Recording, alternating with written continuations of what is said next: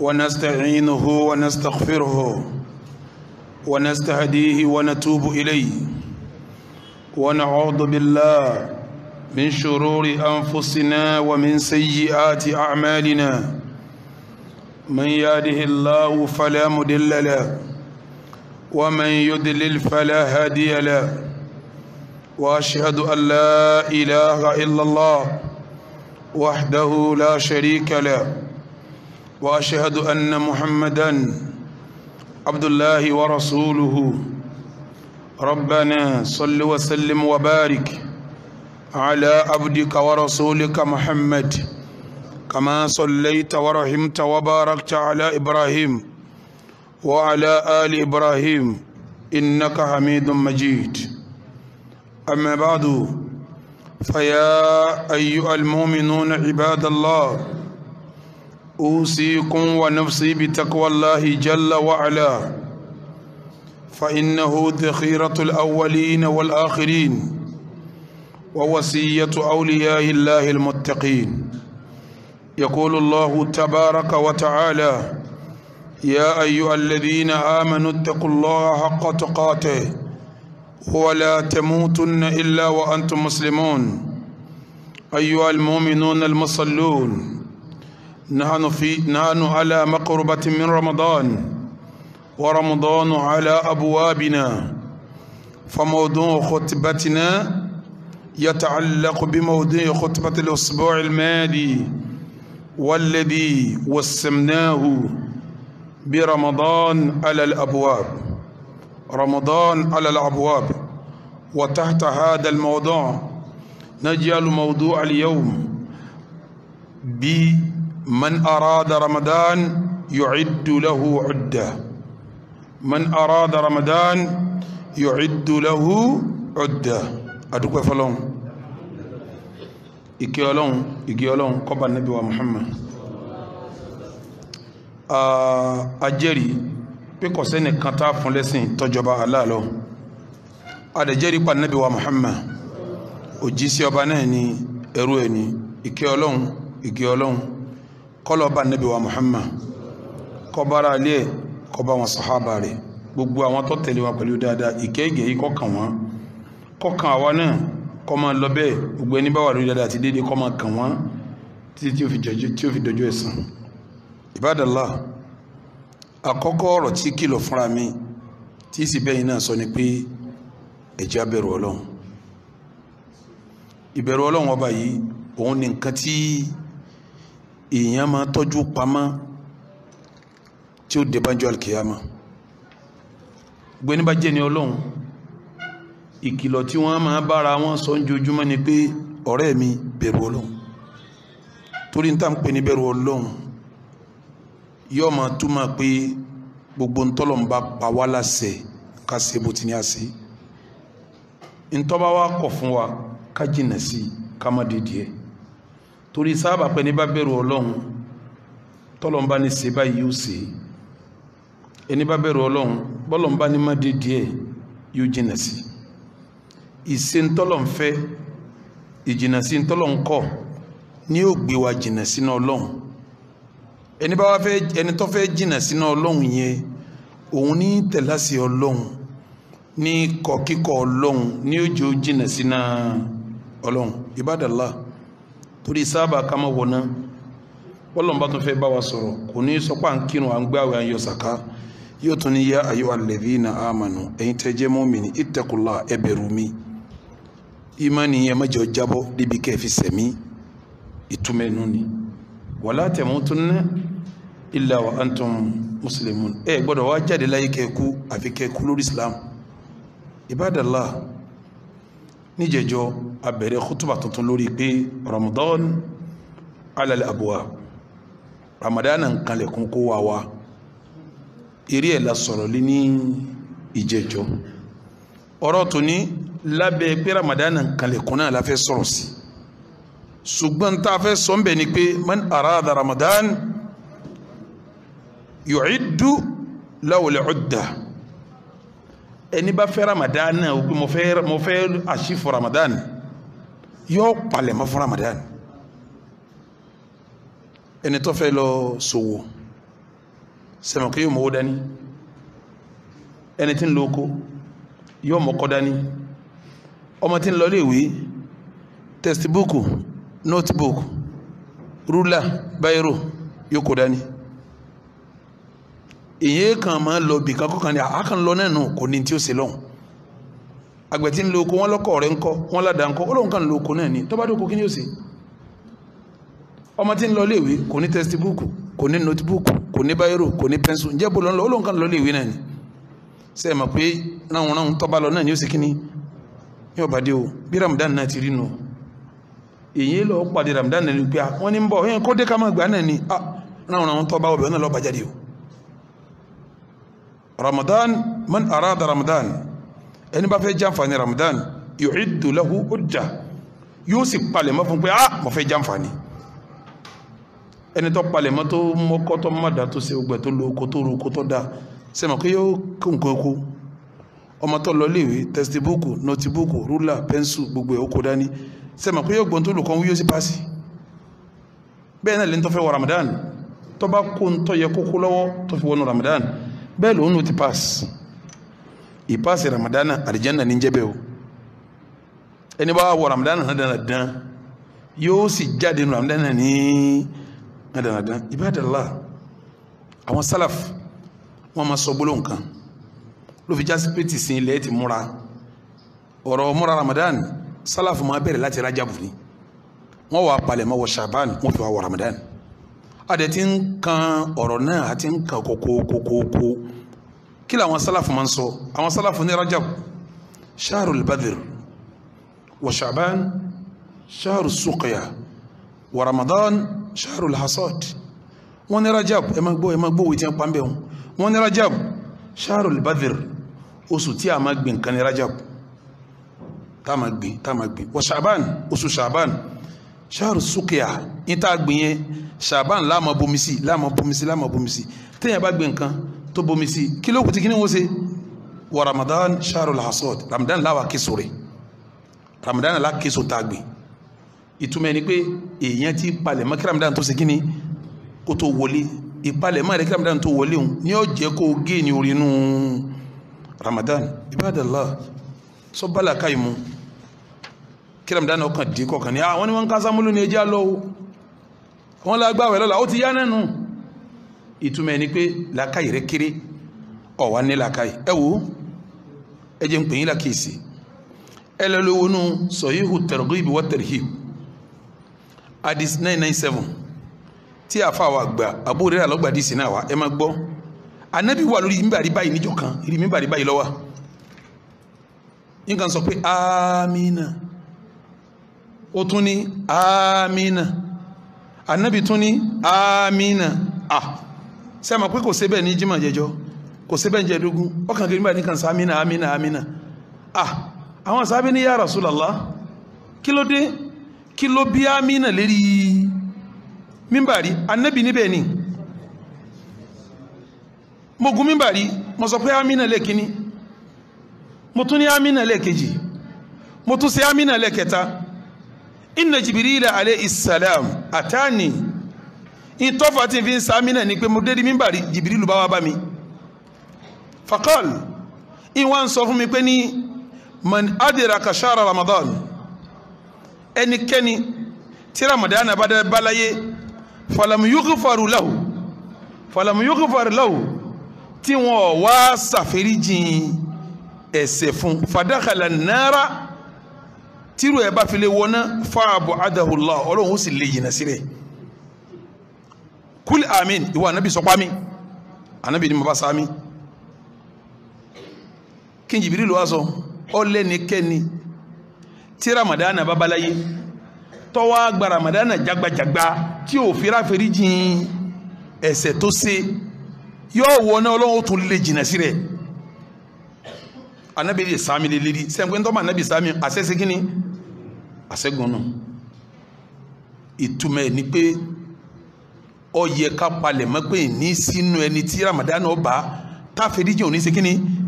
tí ò ní bá ìwá ní sínú ẹni tí Ramadan ó bá láyé tí wọ́n wà lé mi jìnà sọ́lọ́hun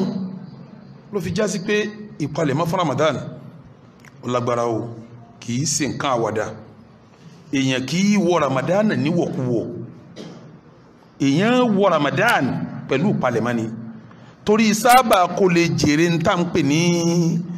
Ramadan. Ibadallah, ọ̀rọ̀ tí mo fẹ́ yẹn lè ní tí pè ní kókó báwo ni a ti palẹ̀mọ́ fún mẹ́jọ ni. àmọ́ tí fi sàkọ́kọ́ ń bẹ ni pé ahsin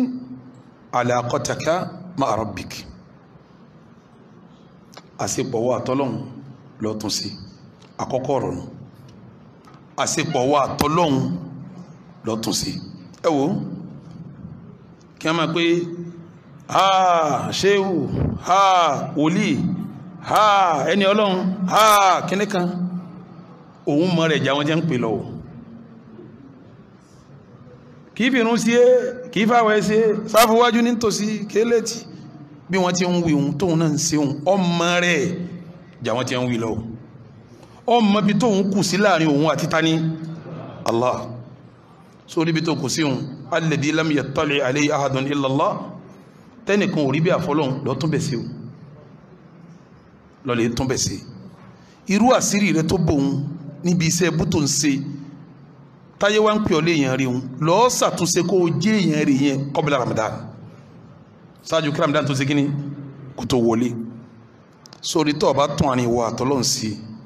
kí Ramadan tó wọlé ó ṣe àyèmáyé iṣẹ́ ibi tó kù sí láàrin ìwọ àtọ́lọ́hun ó lè má jẹ́ ogun sánmà o. ẹnìkan yìí mọ́nú jò nínú lọ a lè mara họ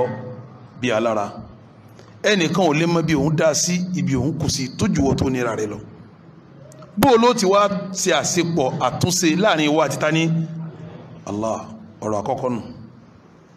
kí Ramadan tó dé lẹ́nu wọn bá kúṣẹ́ tó kù yìí ahsin alaqataka ma'a rabbik, àṣepọ̀ rẹ pẹ̀lú ọlọ́run lọ́túnṣe. ẹlẹ́ẹ̀kejì ìpalẹ̀mọ́ fún Ramadan. ó yẹ kó wọ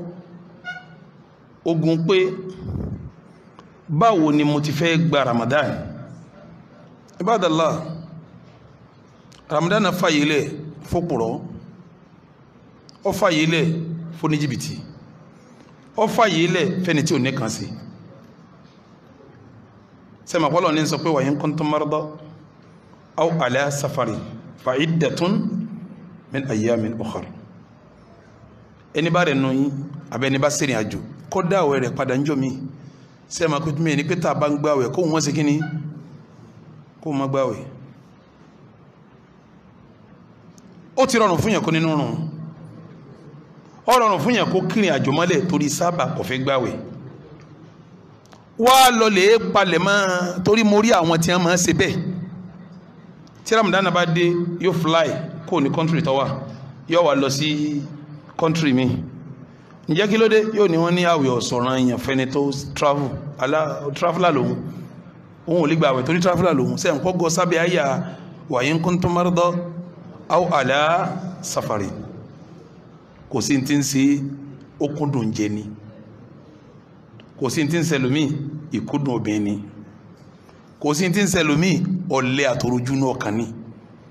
wájú ń pè ọ́ lákèsí sórí Ramadan tí ọlọ́run ọba ọba àlékè ọlá ní ti ń palẹ̀ mọ́ wa fún Ramadan ṣáájú kí Ramadan tó dé. ṣùgbọ́n a lò ó tí ẹ bá wo àwọn àwẹ̀ tí Islam gbé kalẹ̀, ìmí ń bẹ́ẹ̀ tí ọjọ́ ràn yàn súnánù ló kún bẹ́ẹ̀. ẹ gba àwẹ̀ Alámísì, ẹ gba àwẹ̀ Monday, àwẹ̀ mẹ́ta 13, 14, 15 nínú oṣù sánmà. ṣé ẹ mọ̀ pé túnmọ̀ ní pé kájẹ́ káwé ọmọ wa láṣáájú kí Ramadan tó ṣe kíní kò tó dé. ẹ wá wo ànábì wa Muhammad, Ṣàbán láwà yìí o, ànábì kì í gba Rájàbù. bí Ṣàbánu bá wá dé ànábì ó wá gba Ṣàbánu yẹn títí tí ó fi kújọ́ kan àbíjọ́ méjì àbíjọ́ mẹ́ta. ṣé ẹ mọ̀ pé ànábì náà ń palẹ̀ mọ́ láti ń palẹ̀ mọ́ àwẹ̀ fara rẹ̀ láti lè wọnú. ṣé wọ́n ní palẹ̀ mọ́ rú ẹ̀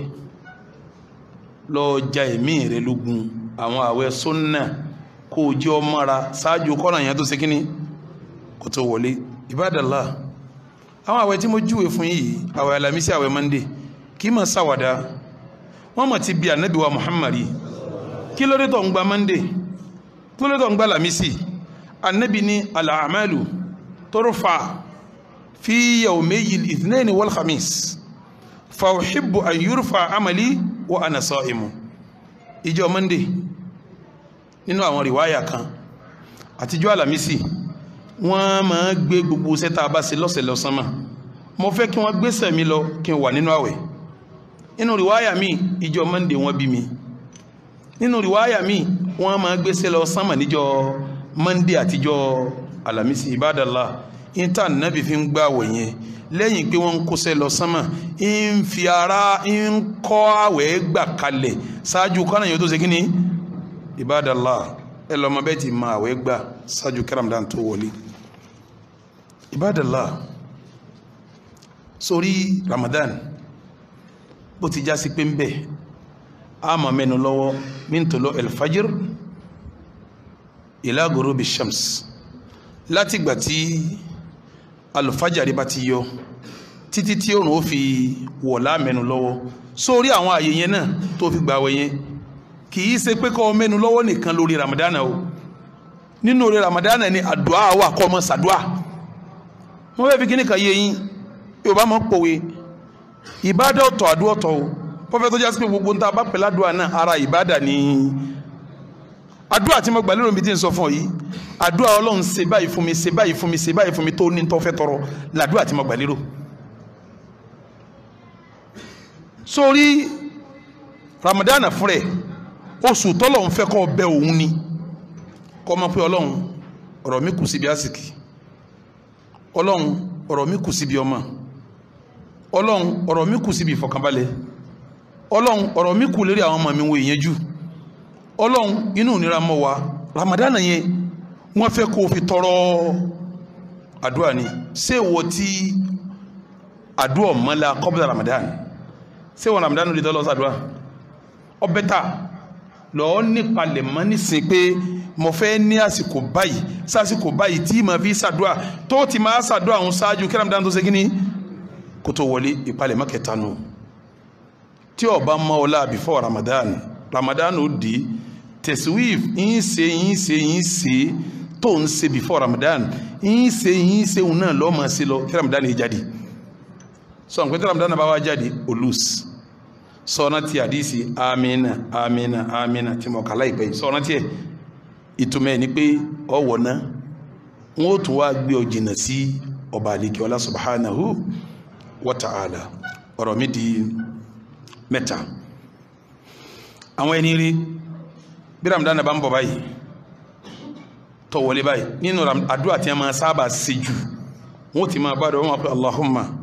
ballighna Ramadana waj'alna fihi min al-faizin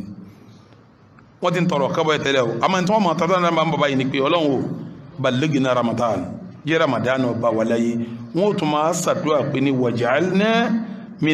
fihi min al-faizin Ọlọ́run o nínú Ramadan yìí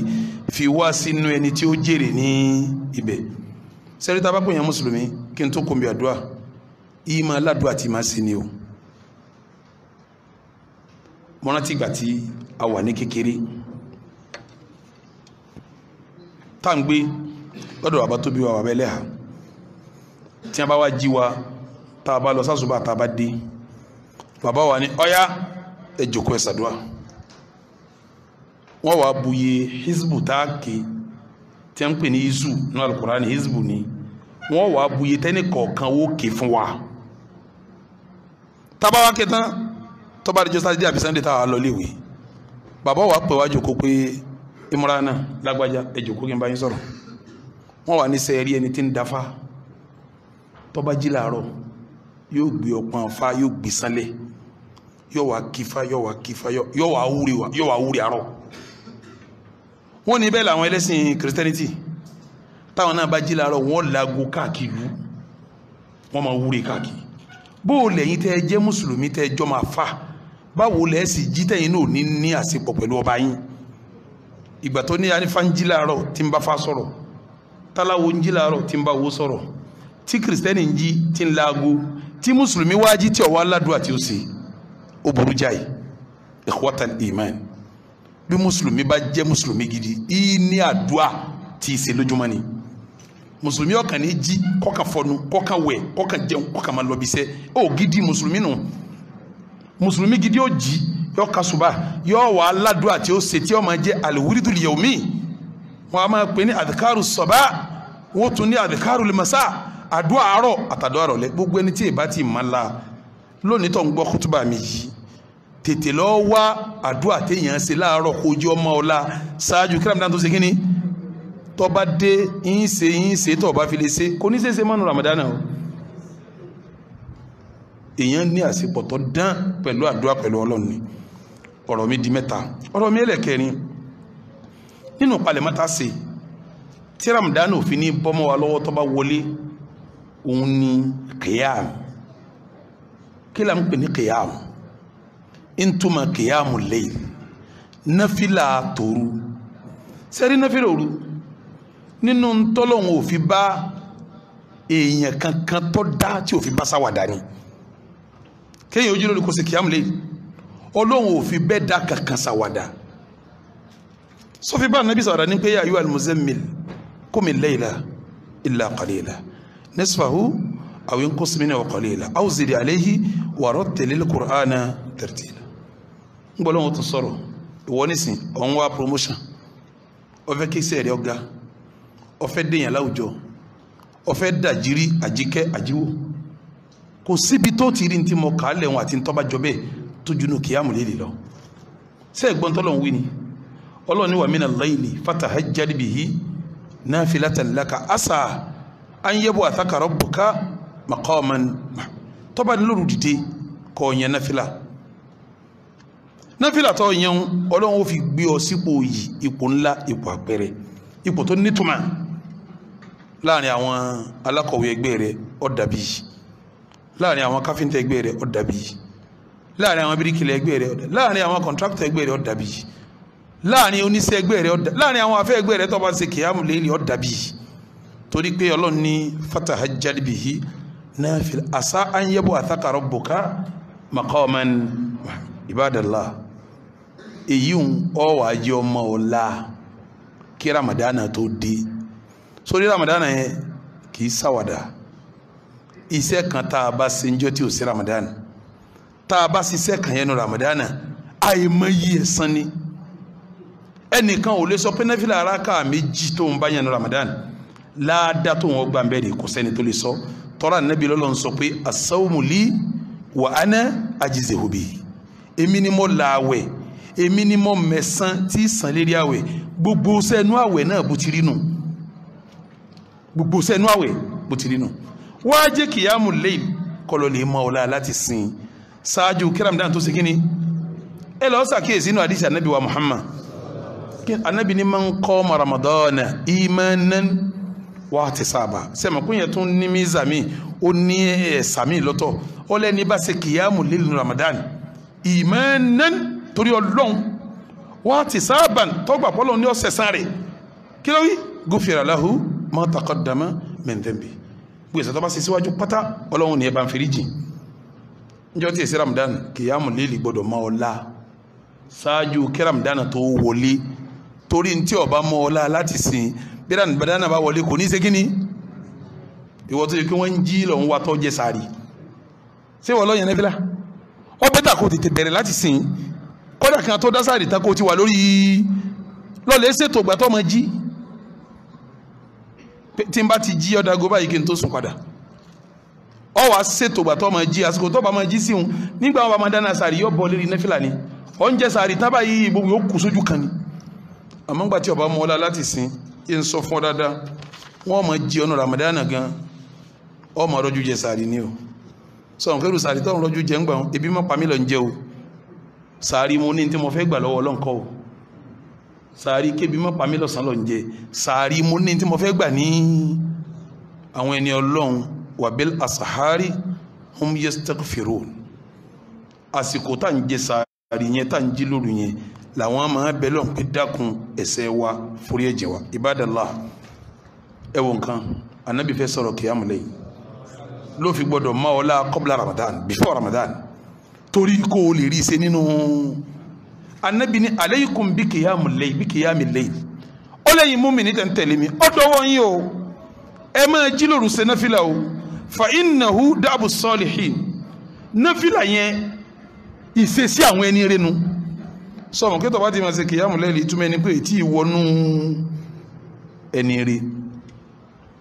da'bu salihina qablakum gbogbo àwọn ẹni tó sọ́jọ́ yìí mùsùlùmí wọ́n ṣe qiyamul layl ní ìtumọ̀ ẹni pé qiyamul layl gbogbo ẹni rí tó ṣáájú ní ṣe ṣáájú kí islam tó ṣe kíní kó tó dé wa qurbatun ila rabbikum qiyamul layl ní máa sún ẹrú mọ́ Ọlọ́hun qiyamul layl ní sún ẹrú mọ́ Ọlọ́hun wa maghfiratun lisayyi'at qiyamul layl òun ní máa pàṣẹ sẹ́rẹ́ wa manhatun anil hifim bí yẹn bá ń ṣe qiyamul layl yóò gba ẹ̀ṣẹ̀ lọ́wọ́ ẹ̀ qiyamul layl máa gbẹ̀ṣẹ̀ lọ́wọ́ èèyàn ni sígbàtà náà bírò yìí qiyamul layl báyìí níjọ́ tí ò sí Ramadan bí Ramadan bá wá débò ní ọba wá rí bó ní ọba rí Ibadallah ẹ dákun qiyamul layl lọ bẹ̀rẹ̀ látàrí òní mẹ́júmọ̀ ọ̀la wá jẹ́ kí Ramadan bá ọ ní torí pé n tó lùs bí Ramadan bá dé ó kọjá n tó lùs nígbà tí ó sáwẹ̀ yìí o òru Ramadan yìí sáwàdá o Ànábì wa Muhammad nígbà tí ó ròyìn qiyamul layl kẹgbọ́ bó ti ti ròyìn ẹ̀ ó ní man qama bi ashri ayatin lam yuqtab min al-ghafilin wa man qama bi mi'ati aya kutiba min al-qanitin wa man qama bi alfi aya kutiba Ànábì wa Muhammad ó ní ẹni bá ka aya mẹ́wàá nínú qiyamul layl ó ka aya mẹ́wàá péré fi qiyamul layl wọ́n yọ ọkọ̀ rẹ̀ kó nínú àwọn tó fọ́nú fọ́ra tó gbàgbé Ọlọ́run ẹni bá wá lè ka mi'atu aya tó lè ka 100 aya ní qiyamul layl wọ́n kọ sínú àwọn tó ṣe pé ní al-qanitina ni àwọn là ń pè ní qanitin al-muti'ina li rabbihim al-munqadina li amrihi àwọn tí a máa tẹ̀lé Ọlọ́run gbogbo àṣẹ tó bá pa tí wọ́n sì farabalẹ̀ fún gbogbo ètò Ọlọ́run tó bá lè ka 100 aya ní qiyamul layl wọ́n fi ọ sínú wọn wa man qama bi alfi aya ẹni bá wá lè ka 1000 aya kutiba min al-muqantirin wọ́n kà sínú àwọn tá ń pè ní al-muqantirin àwọn oníjẹ́ al-muqantirin àwọn tó ṣe pé wọ́n ní qanatirul amali salih iṣẹ́ òkètè ńláńlá nù sẹ́ẹ̀rẹ̀ táàrí ń ta lè fi júwe ẹ̀ ibi tí wọ́n kọ́ sínú pẹ́ni tó ṣiṣẹ́ rí tó tóbi táàrí ń ta fi júwe sẹ́ẹ̀rẹ̀ yẹn ẹ dákun àtàyà mẹ́wàá àtọgọ́rùn aya àti 1000 aya èwo ló ṣe sọ nínú gbogbo ẹ̀ tó bá tiẹ̀ wá lẹ títí kó o sì wá mú aya mẹ́wàá hùn sórí pé yọ̀dà fún un tó bá tún wá lágbára títí kó o tún wá mọ́gọ́rùn aya sórí pé yọ̀dà fún un tó bá wá lágbára títí kó o wá mú 1000 aya lóru kan kó o wà nínú àwọn mọ̀kọ́ntìrì àwọn tó lókètì ẹrù ẹsẹ̀ iṣẹ́ rẹ̀ tó tóbi dáadáa sórí pé yọ yìí ọ́ àmọ́ ọ̀wọ́nú mẹ́wàá ṣé wọ́tọ̀ ọ̀wọ́nú 1000 lọ́wọ́ 100 ọwọ́ alẹ́ títí ò tún wọnú mẹ́wàá kọ́ mọ̀ pé òfò ń sí ọ́ díẹ̀díẹ̀ nù ìyẹn ò sì gbọ́dọ̀ fi rẹ̀ sípò tí òfò ọmọ sí ẹlòmíì lè máa béèrè tí tó wọn bá wá ka àyà 100 báyìí bó ló ń fẹ́ sí ó sì ka tàbáraka kọ́ wọ́n fi jísù wà mọ̀kún jísù tàbáraka kọ́ fi jísù wà mọ̀kún lẹ́yìn ìgbà wọn kọ́ wáyà márùn-ún àyà mi kọ́ ká sórí tọ́bá ka jísù tàbáraka ìsù méjì ni tọ́bá ka jísù wà mọ̀ ìsù méjì ni sórí ìsù méjì tí mo júwe fún ọ̀hún ó ti wọ 1000 àyà márùn-ún péré lókù ó gbé láti tàbáraka ofisi nafila ọwọ́ abadé wà nọ́ọ̀sì sórí tọ́bá ka tàbáraka tọ́bá abadé wà nọ́ọ̀sì ó ti ka àyà 1000 ó di márùn ọkàn wáyà márùn kan ó fi ṣe náfìlà tí ó kù ní ó bá jásí pé wọ́n náà ka ẹgbẹ̀rún àyà ẹlòmínà lè mára yí kàtó bẹ́ẹ̀ tí a bá wó sùnsùn gan tó pọ́gọ́rùn kan ni mo fẹ́ kà sáka Suratul Waqi'a tó bá ka Suratul Waqi'a ó ní bùkátà sí ju kọ́ ka kúrò Allahu mẹ́rin kún lọ ó ti wọ́gọ́rùn àyà tó bá wá lè ṣe gbogbo eléyìí ó bá sì wá àyà mẹ́wàá nínú súra kan kọ́ọ̀ka kó fi ṣe kìyàmù layl tó bá wọnú àwọn tí wọn ò ní kọ́ tó bá wọnú àwọn tí wọn kọ sínú àwọn muqantirin àwọn tó lókìtì ẹrù iṣẹ́ rí kó o sì wọnú àwọn tí wọn kọ wọn sínú alqanitin àwọn tí wọn tẹ̀lé àṣẹ Ọlọ́run ó wá kéré jù wá jẹ́ wọn kọ sínú àwọn tí wọn ò gbàgbé Ọlọ́run ikhwatal iman ọ̀rọ̀ mi di mẹ́rin ọ̀rọ̀ mi ẹlẹ́ẹ̀karùn tí ó bá wá mọ́ ọlá ìkẹrin tí mo sọ kìyàmù layl tí ó bá mọ́ ọlá Ramadan tó dé yóò lè fún ọ láti ṣe inú Ramadan o in tí n fi ń sọ báyìí ni pé béèyàn bá gba àwẹ̀ bọ́lọ̀ ń bá tún jẹ́ ọ bọ́ sásìkò oòrùn tí ó bá fi dàsìkò tí ó sinú yóò ti ṣe kíní yóò ti rẹ̀ tí ó bí sẹ́yìn ọba wa mọ́ ọlá ààrẹ àwẹ̀ tó gbà lọ́mọ ẹran tó fi sùn tí lè mọ́ àmọ́ bí sẹ́yìn bá ti mọ́ ọlá tọkàn rẹ ti jòkó tì í tọkàn rẹ ti wà ń bẹ̀ tó ti tẹpẹlẹ mọ́ básìkò tó ṣe bá ti tó kí ló ṣe ó jí ó ṣe ààrẹ yẹn ò ní di ọ lọ́wọ́ àfi kó ojú ọmọ ọlá láti sìn ni mo fi sọ pé man arada Ramadan yu'iddu lahu udda ẹni bá fẹ́ gba Ramadan yóò palẹ̀mọ́ fún dáadáa ìpalẹ̀mọ́ ní sọ ìpalẹ̀mọ́ ẹlẹ́kẹrin tí wọ́n fẹ́ kásínú Ramadan ad-da'watu ila Allah inú sẹ́tì yẹn sínú Ramadan téèyàn fi sọ̀kalẹ̀ Ramadan dáadáa òun ni kò wá sí dáwà kí là ń pè ní dáwà ìpè èèyàn sójú ọ̀nà tọ́lọ́run ní jẹ́ dáwà sẹ́rí pé ọjọ́ ọ̀nà tọ́lọ́run tí mo wí fún yìí ikhwatal iman gbogbo kìí ṣiṣẹ́ gbogbo èèyàn láwọn ẹgbẹ́ kan sẹ́rí ọlọ́run wí ànábì wí bó ti yẹ kó jẹ́rìí iṣẹ́ àwọn àfáànù wọ́n gbọ́dọ̀ máa bá dáwà wọn lọ àwa ní kí wọn náà ṣe dáwà ó kéwú ọmọ kí ọlọ́run wí kí lànàbì wí bó ló ṣe dáwà tiẹ̀ ni pé ó lágbájá làkàsígbè yìí mo ti fura sí wọn yìí gbọ́rọ̀ ọlọ́run déédéé bọ́ba ti ń lọ wá sí ọwà ní bọ́dá lágbájá èmi yẹn ọjọ́ máa lọ wá sí ni dáwà bẹ̀rẹ̀ nù ó ní tọ́ sọ fún àmọ́ ó mú lọ bí tí ó ti kíní tí ó ti lọ gbọ́ èmi ọ̀rá yẹ o ẹ wo gbogbo wà sí tá a bá ṣe yín máa bá yín rìkọ́dù ẹ̀ yín máa sẹ́ndì ẹ̀ sí WhatsApp lọ́dọ̀ yín sàn pé WhatsApp tiẹ̀ òfin ṣe dáwà nù ọ̀sọ́kọ́lá ọ̀sọ́kọ́lá lọ́sọ́dọ̀ àmọ́ àwọn tó sọ̀rọ̀ rí òun gbé lọ́dọ̀ àwọn tí ó ṣe kíní tí ó gbọ́ ẹ wo ìmọ̀ fún yẹn níwà sí gbọ́ ńlá pánú gbèsè ayé àwọn tí a ń gbọ́ ní gidi àfáà kan lọ Amẹ́ríkà ó lọ lè kọ́ èdè òyìnbó ẹ wá ń kọjá lọ pẹ̀lú mọ́tò rẹ̀ tó wà fúnra rẹ̀ l'Amẹ́ríkà ẹnìkan wá kọlu mọ́tò rẹ̀ ọjọ́ ọmọ Amẹ́ríkà ó wá jẹ́ àwọn tí a máa túrí ilẹ̀ àwọn ọkùnrin tí máa ṣẹnu bí obìnrin tí a máa jó pati lọ net club káàkiri tó ń kásá ń sayé tí ń báyé lọ́ntì ẹ̀ ó wá bọ́lẹ̀ àfáà náà bọ́lẹ̀ kọlu mọ́tò mi ó fẹ́ máa tender insurance fẹ́ máa sọ fani náà kọ́ máa wọ́rí wọ́n á tún mọ́tò òun sí kọ́ gbàgbé insurance àfáà yẹn wá láwọn késẹ́tì ayé ìgbà tí késẹ́tì wà ń ta ní késẹ́tì ò sí mọ́ nísìn à ń sẹ́ndì nǹkan lórí wàṣáàpù lórí tó tààrà nísìn ni kò sí késẹ́tì mọ́ ayé ìgbà tí wọ́n ṣe késẹ́tì jáde ní àfáà ti láwọn késẹ́tì nínú mọ́tò tí máa fún àwọn èèyàn ọkàn kó késẹ́tì mẹ́ta mẹ́rin tọwọ́ rẹ̀ wá English náà fi ṣe gbogbo ẹ̀ tọ́rọ Amẹ́ríkà ló náà lọ ó sì kó fọ́mọ òyìnbó sì gbà lọ́wọ́ rẹ̀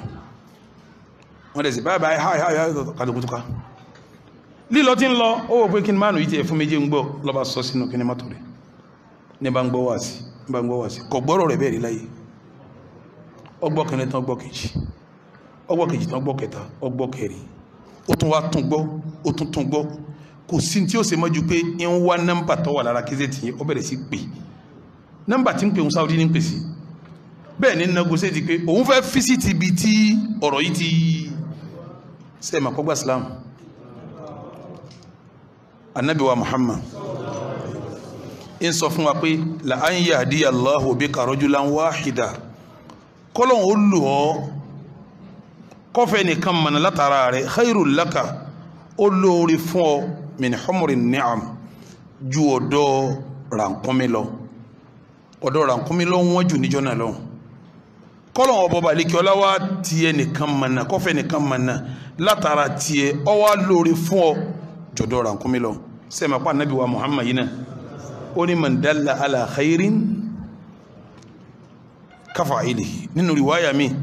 falahu mithlu ajri fa'ilihi ẹni bá tọkọ yẹn pé dáadáa rí irú ládàá ni yẹn gbà ní wọ́n ní ó sì kíní sínú Ramadana kọ́ wá rí yẹn mú wá sí kó rí yẹn darí sí kọ́ máa gbọ́ wá sí kọ́ gbá yẹn méjì mẹ́ta mú kó fi mọ̀nà ó rí rí rẹ̀ ìsìn ló ti máa palẹ̀ mọ́ ẹni tó bá fẹ́ mú o ẹni tó kéésì ìsìn ló ti máa palẹ̀ mọ́ o ọ̀kan ní kí mọ́lẹ̀ gìrà lójijì ẹ ti bèèrè ọ̀rẹ́ láti sìn o ó ti yé wọn náà pé kò gbádùn kò lẹ́sìn igbó ní mu ọtí ní mu ọlọ́run ó ní ìmọ̀fẹ́ kí lágbájọ́ mọ̀nà ẹ̀gẹ́yàn máa sàdúrà fún yàn kọ́ mọ̀nà súnà ni o tọ́rọ náà bí sàdúrà lérí Umar ló fi mọ̀nà o ọlọ́run mọ̀fẹ́ lágbájọ́ mọ̀nà ó ti máa kí mistake ńlá ní kó jẹ́ àfẹ́sìn mistake ńlá ní kó jẹ́ ntọ́gbẹ́sìn yìí kó wá hate ẹni tó jẹ́ lẹ́sẹ̀ mistake ni o tó bá kí ọ dá lóhùn tó bá ṣe pẹ̀lẹ́ wọ́n ní ẹ̀rọra bí ò kí ọ kì í toró júwe dáadáa ẹ̀sìn fún ó sì fẹ́ pè sínú òní máa bú pàmùgbó òní máa bú pọ́mùtì òní máa bú pólè lọ́wọ́ máa má bẹ́ẹ̀ ti di ọ̀rẹ́ ẹ̀sìn láti sìn bí dáná bá wá dé ìwọ lọ́ máa pèpè ẹja lọ tafsir ṣé ń gbọ́ wá sí àsìkò báyìí ṣé ń gbọ́ wá sí ìgbà báyìí màá sẹ́ndì wá sí kan sí yín mo fẹ́ kẹ́ gbọ́ tí ń bá ń gbọ́ ọlọ́wọ́ wàá lò wọ́ yóò wá fi wọn mọ̀nà bọ́lá bá wàá lò wọ́ tó fi wọn mọ̀nà gbogbo ṣẹ́ tí ń bá ń ṣe láyé irú kọmíṣàn rẹ̀ lọ́mọ gbà tí wọ́n ní ó fi lọ́ bọ́lọ́hún dákun kéèyàn méjì wá tara rẹ̀ mọ̀nà ní Ramadan kéèyàn mẹ́ta kí mẹ́rin kẹyọ̀ kan wo bípò rẹ̀ ó ti rí njọ́ àlùkìyàmá ìwọ ò ní sí nẹ́ni tá nàbí sáámi nà lé ní Ibadallah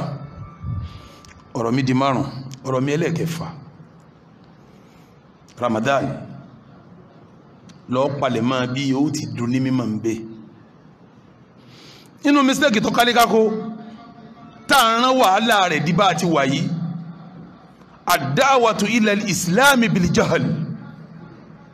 kéèyàn máa pèpè lọ́nú ẹ̀sìn pẹ̀lú àìmọ̀kan nígbàtí ànábì fẹ́ júwe iṣẹ́ rẹ̀ tí ń ṣe nínú al-Qur'an ó ní kúl hadihi sabili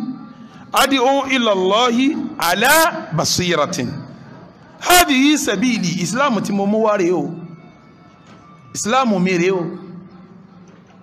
ad'u ila Allah ń pé kálukú lọ́dọ̀ Ọlọ́run ala basiratin lérí ìmọ̀ tó yẹjú ìtumẹ̀ ní ọmọ fi yé wa pé ìmọ̀ tí ó bá yẹjú ò sí ṣe dáwà ẹni tí ó bá ní mímọ̀ tí bá ń ṣe dáwà wàhálà tí ó kó èèyàn sí yóò kọjá ẹbọ tí a ń bá bọ̀ lọ ìyẹn fà ìmọ̀ kan ṣe dáwà o sẹ́rí Ramadan yìí lọ́lẹ̀ palẹ̀ mọ́ pé mo ti ẹ̀fẹ́ kẹ́kọ̀ọ́ bí ó ti mọ̀ ní ọmọ èyí ma Al-Qur'ani ká Ramadan yìí mo fẹ́ fi máa ká wọ́n ń pàdé ìsì kan sọ yóò Bukhari bọ́sà àdísì méjì mo ti ẹ̀fẹ́ ké mẹ́nu Ramadan yìí wọ́n ń bẹ̀ kan sọ yóò Muslim bó ṣe méjì bí mẹ́pẹ́rẹ́ mo fẹ́ ké mo ti ẹ̀fẹ́ mọ̀ tó ma Fatiha ní Ramadan yìí mo ti ẹ̀fẹ́ gbọ́ tó ma bìrábì falaki bìrábì náà sí ní Ramadan yìí sórí yìí náà ọ̀nà tó yásá lè Janna ni o ọ̀nà tó yásá lè Janna tó ju kéèyàn lọ lè kéwù lọ ó kéré Ànábì wa Muhammad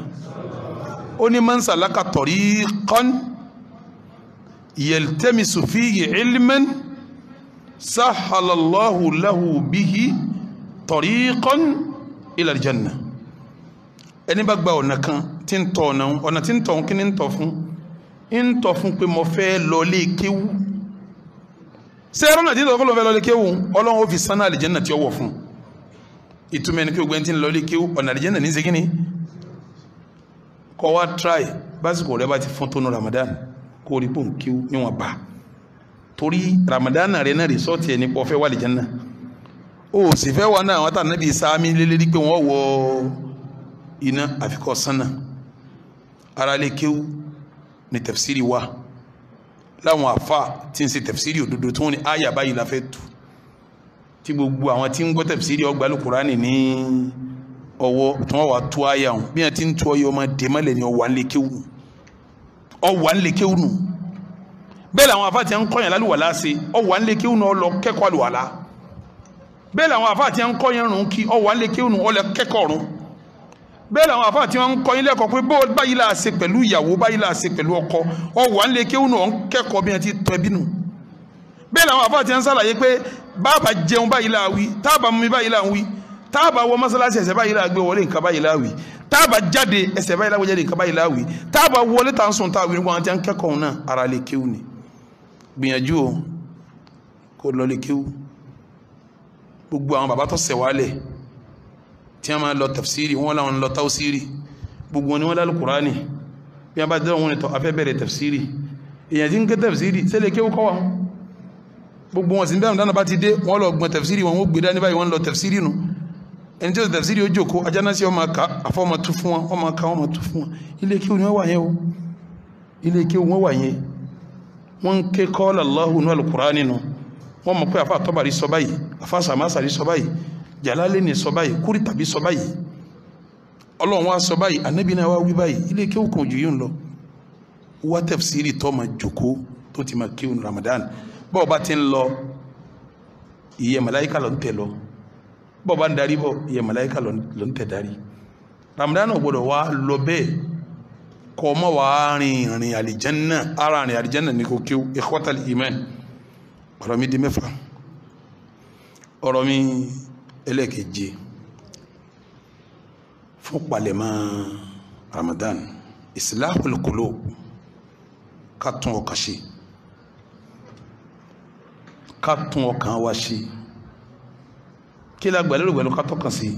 èyí wọ́n máa wáyé nínú kútùbà ẹlẹ́keje Allahumma jalni wa iyyakum mimman yastami'ul qawla فيتبع أحسنه ربنا لا تؤاخذنا إن نسينا أو أخطأنا ربنا ولا تعمل علينا إسرا كما حملته على الذين من قبلنا ربنا ولا تحملنا ما لا طاقة لنا به واعف عنا واغفر لنا وارحمنا أنت مولانا فانصرنا على القوم الكافرين الحمد لله والصلاة والسلام على رسول الله وعلى آله وأصحابه وجميع من والاه وأشهد أن لا إله إلا الله وحده لا شريك له وأشهد أن محمدا عبده ورسوله شهادة الأولين والآخرين شهادة أولياء الله المتقين شهادة من صلى وصام وقام وحج لله رب العالمين شهادة تنجيني وإياكم من فتنة الدنيا شهادة بها أقابل منكرا ونكيرا شهادة بها أبعث يوم المحشر وأنا أمام رب العالمين شهادة بها أمشي على الصراط كالبرق الساطع شهادة بها أدخل الجنة مع الذين أنعم الله عليهم من النبيين والصديقين والشهداء الصالحين وحسن أولئك رفيقا اللهم صل وسلم وبارك على عبدك ورسولك محمد كما صليت ورحمت وباركت على إبراهيم وعلى آل إبراهيم إنك حميد مجيد أما بعد عباد الله فاتقوا الله يرحمكم الله يقول الله تبارك وتعالى يا أيها الذين آمنوا اتقوا الله وقولوا قولا سديدا يصلح لكم أعمالكم ويغفر لكم ذنوبكم ومن يطع الله ورسوله فقد فاز فوزا عظيما أدوك فلون ìkẹ́ọlọ́run kó bá Nábì wa Muhammad mo jẹ́rìí bí kò sẹ́ni kan tá fún lẹ́sìn tó jọba Allah lọ mo jẹ́rìí pa Nábì wa Muhammad òjíṣẹ́ ọba náà ní ẹrú ẹni ìjẹ́rìí yẹn láàfi sáyé la yóò fi dáa bí yẹn ò fi jẹ́rìí yẹn sáyé rádaràdá ni ó sáyé ìjẹ́rìí yẹn láàkú táàfi kú dáadáa ń jọ tábà kú ìjẹ́rìí yẹn láàmú wọ sàárè láàfi bọ́ lọ́wọ́ ya Munkar wa Nakir ìjẹ́rìí yẹn ni wọ́n gbé wa nílé lérí ńgbà bá wọn wájú Ọlọ́run báyìí táàfi bọ́nu wàhálà bẹ́ẹ̀ ìjẹ́rìí yẹn láàfi kọjá lókè àsìrátì bíi mànàmáná tó lọ́bàn ìjẹ́rìí yẹn láàfi wà lìjẹ́nà pẹ̀lú àwọn ẹni rí ní àwọn ànábì Ọlọ́run àtàwọn tó ṣáájú Ibadallah ẹjá bẹ̀rù Ọlọ́run lókútù bẹ̀rẹ̀ lẹ́ẹ̀kejì ẹbẹ̀rù Ọlọ́run tẹ́ bá wá sọ̀rọ̀ jáde ọ̀rọ̀ tó dáa ní ẹjọ́ máa jáde lẹ́nu ẹni a bá pè mùsùlùmí ọ̀rọ̀ tó dáa tí bá jáde lẹ́nu rẹ̀ Ọlọ́run máa wọ ọlọ́rọ̀ ń fi tún sẹ́tì ọ̀dá sí ni yóò sì sàmójúkò níbi àwọn ẹ̀ṣẹ̀ bẹ́ẹ̀ bá ń sọ̀rọ̀ tó dáa lẹ́nu ọ̀rọ̀ tí ọ̀dá ìmọ̀ dìkẹsẹ̀ ni o bẹ́ẹ̀ bá ń sọ̀rọ̀ jákujáku lẹ́nu wọ́n máa lòdù ẹ̀ṣẹ̀ rẹ̀ ni o bá a sì ti sọ̀hún ọ̀rọ̀ Ọlọ́run wa man yuti Allaha wa rasulahu ẹni bá tẹ̀lé Ọlọ́run àtòjíṣẹ́ faqad faza fawzan azima èrè ń jẹ́ tí ó jẹ́ ọ̀pọ̀ púpọ̀ ibadallah ká tún ọkàn sínú Ramadan ọkàn nígbàtà Nábì wa Muhammad tí ó ròyìn ọkàn ó ní fa inna fil jasadi mudghatan idha salahat salaha al jasadu kulluhu wa idha fasadat fasada al jasadu ala wa hiya al qalb Ànábì ní bá ṣe ẹran kan wà lára tí bá ṣe ẹran yẹn bá dá gbogbo ara dá tí bá ṣe ẹran yẹn bá wá bàjẹ́ gbogbo ara bàjẹ́ kí ni bá ṣe ẹran náà ọkàn ni Ramadan ni wá ń bọ̀ yìí bóò ló ti tún ọkàn rẹ ṣe tí ó fi dá kí Ramadan tó wọlé kára rẹ lè dá láti ṣiṣẹ́ rẹ tó bá fọkàn rẹ lẹ̀ bó ti bàjẹ́ yìí ò ní sẹ́rẹ́ tó ṣe ní Ramadan iṣẹ́ búnà ló ṣe ẹ má dá ara yín láàmú bí Ramadan bá ń bọ̀ kálukú ni má dùn kó wọn ó ṣiṣẹ́ rẹ àwọn ọlọ́tí gan ní tọ́tí wọ́n ti lé ọtí àwọn sì náà máa dágbére pàwọn gbọ́lùdé àwọn olè alọ́ sinmi wọ́n láwọn oníjàlè nínú àwẹ̀ ti dé o àmọ́ síbẹ̀ bẹ́ẹ̀ náà ẹ̀rọ ń sì nánú àwẹ̀ síbẹ̀ bẹ́ẹ̀ náà ẹ̀rọ mú tinú àwẹ̀ yóò ní àwọn kàn fi sínú ni òun ti lóhun ní mú ohun tí àwọn máa ń tó sí ohun tó ń fi mú tòní Ibadallah ọkàn ló bàjẹ́ tí kálukú ń tilé aburú tó ń tún start ọkàn ní ṣe rí ọ̀rọ̀ kan ó ní agbára èyàn lè jẹ́ èyàn rẹ̀ tí Ṣẹ̀tánì ó kó sí lọ́kàn báyìí yọ́kàn bẹ̀rẹ̀ sẹ́bù ni Ànábì ọ̀fọ̀rọ̀ kan sáwádà kọfọ̀rọ̀ kan sáwádà Ànábì ní Allahumma thabbit qalbi ala dinik Ọlọ́run ó dákun bá mú ọkàn mi dúró lérí ẹ̀sìn rẹ̀ àkọ́kọ́ téèyàn fi tún ọkàn sí àdúrà ni o ọbẹ̀ lọ ní pẹ́lú dákúnmọ́sà tún ọkàn mi sí nígbà wọn fẹ́ gbà Nábì dìde ọkàn ni wọ́n kọ́ kílẹ̀ ara rẹ̀ alam nashrah laka sadraka wa wada'na anka wizraka alladhi anqada dhahrak ọkàn ni wọ́n tún sí ń bẹ̀ inshirah as-sadr ọkàn rẹ̀ ni wọ́n lọ wọ́n fọ́ wòdò títí máa dọ́mìyàn láàmú ìlara kìíta ẹ̀gàn òfófó wọ́n fọ́ kó lọ́kàn Nábì Ṣẹ̀tánì rí láì débẹ̀ kò ní sẹ́bù kan tí ó sì ti fi lọ bọ́lọ̀ mọ́ lẹ́yìn onítún sàdọ́wà pé Allahumma thabbit qalbi ala dinik Ọlọ́run tún mọ́kàn mi dúó lérí ẹ̀sìn rẹ̀ gbogbo yẹn lọ sàdọ́wà bọ́lọ́run ti mọ́kàn kó wá dúó kémi ó ṣe kí wò ṣe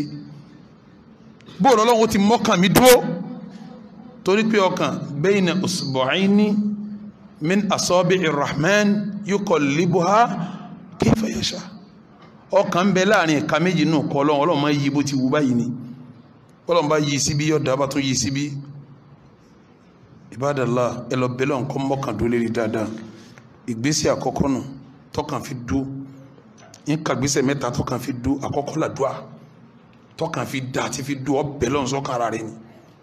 ọbẹ̀lọ́ ti sàdúà sí lọ́nkọ́ tọ́kàn mi sí kó mú dó lérí dáadáa lọ́nkọ́ tọ́kàn mi sí kó mú dó lérí dáadáa ìgbésẹ̀ ẹlẹ́ẹ̀kejì sẹ́rí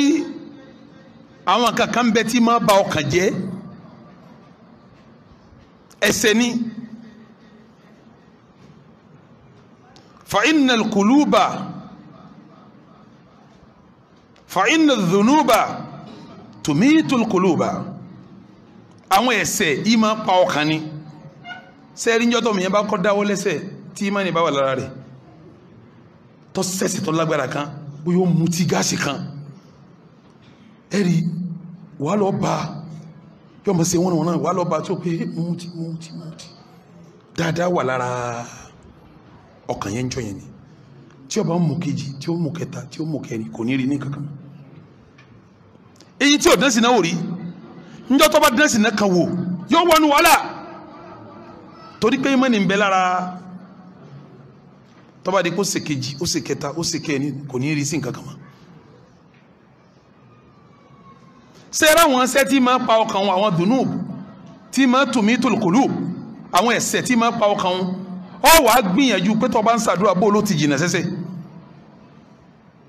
ó jìnà sí ni o Ànábì wa Muhammad ó ní fàátì bí sayyi'ata alhassana bó bá ti ṣiṣẹ́ ẹbú kan tètè jìnà ṣiṣẹ́ ẹbú kó fi sẹ́ẹ̀rí tẹ̀lé àwọn ṣẹ́ ẹbú tí máa bá ọkàn jẹ́ yẹn yóò jìnà sí bí èèyàn bá jìnà sí ọkàn ọmọ lè sí ni ọkàn ọmọ lè sí ẹni tí bá ti tó tí bá ti mọ́lá kò ní nítumọ̀ sí ma ẹni sì náà bá ti bá rẹ̀ dọ́gba kò ní nítumọ̀ sí ma ẹni tí bá ti jalè tí ń ṣe jìbìtì kò ní nítumọ̀ sí ma yóò máa rí bí halali ìtumọ̀ ẹni pé ṣètánì ti jọba ní ọkàn yẹn ti kú fún ìmánì àmọ́ kàtí ìmánì bá ń bẹ́ẹ̀ yóò máa sá tọ́ba yìí sàṣẹ kábàáyé kò ní gbádùn ó kúkú dá kéèyàn ó jìnà sí ti yóò máa bọ̀ kàn jẹ́ yẹn tọ́ra gbọ́dọ̀ tọ́ka sínú Ramadan láti ìsìn ló ti wá dágbére fáwọn tí ó máa bọ̀ kàn rẹ jẹ́ ẹlẹ́kẹta sẹ́rí ahán kọ́ máa ṣe díkìr ní gbogbo ìgbà ìmọ̀ jẹ́ kọ́kàn gan ọ̀rọ̀ pé oníjókòó àfi kó orí zikiri tó ṣe astaghfirullah la ilaha illallah subhanallah alhamdulillah ghufranaka allahumma wa bihamdik káàkiri rẹ̀ wọ́n dákẹ́ fún zikiri sórí tó bá sá zikiri jojúmọ́ ọlọ́run fún rẹ̀ tó rí pọ̀ rántí wọ́n gbà yóò mọ̀ lé iṣẹ́ bú ìwọ́gùn ní bẹ́ẹ̀ ṣe mọ́ ẹ̀gbọ́n tọ́lọ́n sọ́nà al-Qur'an suratul Ahzab aya 41 ọlọ́run ya ayyuhal ladhina amanu ẹ̀yin tẹ́ jẹ́ mọ́mìnì udhkurullaha dhikran kathira ẹjẹ́ náà tí ọlọ́run ọmọ pọ̀ lára yín ọlọ́run tó sọ náà ayà mí pé yura'una an-nasa àwọn èèyàn mùnáfíkì àwọn èèyàn bú iṣẹ́ tí wọ́n bá ṣe kárí mi ní ọ̀pọ̀ mbẹ́ wala yadhkuruna Allaha illa qalila àwọn tí ń ṣe jágbàjàgbà àwọn ìrántí tí ọlọ́run kiri lára wọn ni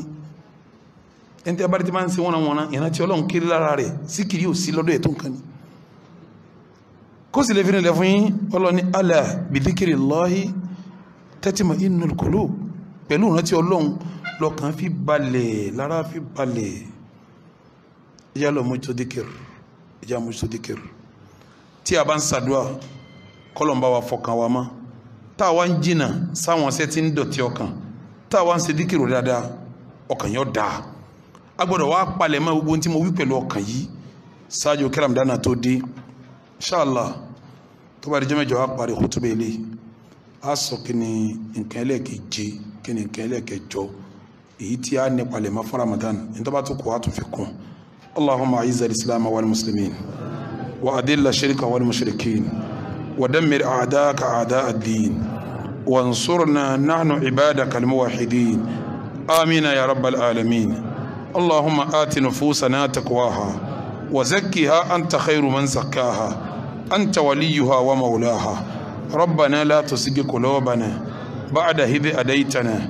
وهب لنا من لدنك رحمة إنك أنت الوهاب اللهم إنا نسألك إيمانا صادقا وعلما نافعا ورزقا واسعا ولسانا ذاكرا شاكرا وقلبا خاشعا وبطنا صابرا وتوبة قبل الموت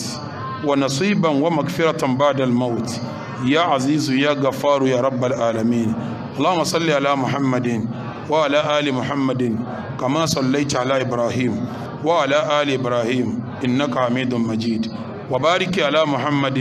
وعلى آل محمد كما باركت على إبراهيم وعلى آل إبراهيم إنك حميد مجيد سبحان ربك رب العزة عما يصفون وسلام على المرسلين والحمد أقيموا الصلاة عباد الله